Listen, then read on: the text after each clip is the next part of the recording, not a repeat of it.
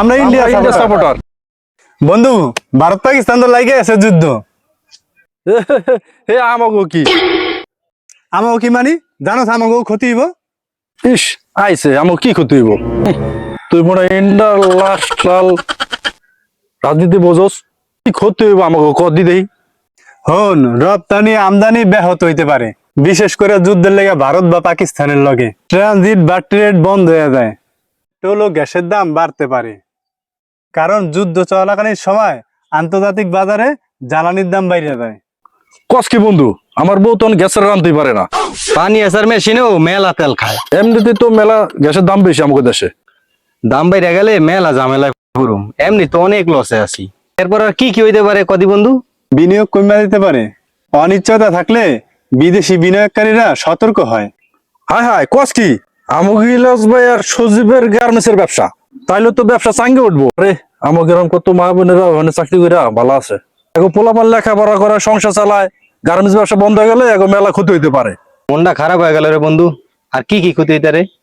যুদ্ধ ব্যাপক হইলে সীমান্ত অঞ্চলে নিরাপত্তা জোরদার করতে হইব, যা সাময়িক ব্যয় বাড়াইব। বস কি তাইলে তো সবকিছুরই ব্যাড ট্যাক্স বাইরে যাবো গা। কস কি, প্রতিদিন আমার পোলাটারে 200-300 টাকার খাওয়ান কিনা দেওয়া লাগে, তাহলে তো আরো বেশি খরচ বাইরে দেবো। ভারত থেকে মেলা শরণার্থী আইতে পারে, যা বাংলাদেশের উপর মানবিক ও অর্থনৈতিক চাপ ফেলতে পারে।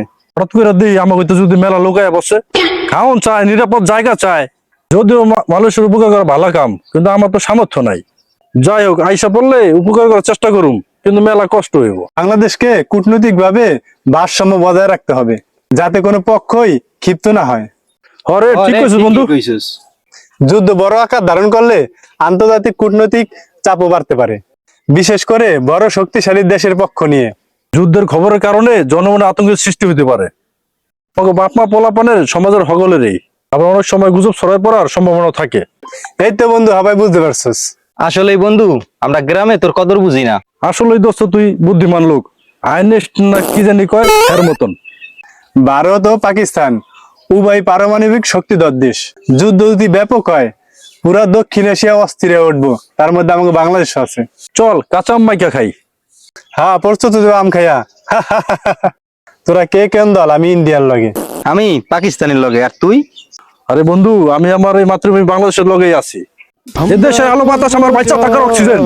বন্ধু, আমরাও বাংলাদেশের লগে আছি। বাঙালিরা এক সুতায় গাথা, বাঙালিরা এক সুতায় গাথা, বাঙালিরা এক সুতায় গাথা। আল্লাহ মালিক আমাদেরকে হেফাজত করুক। আমিন। আমরা করব জয়।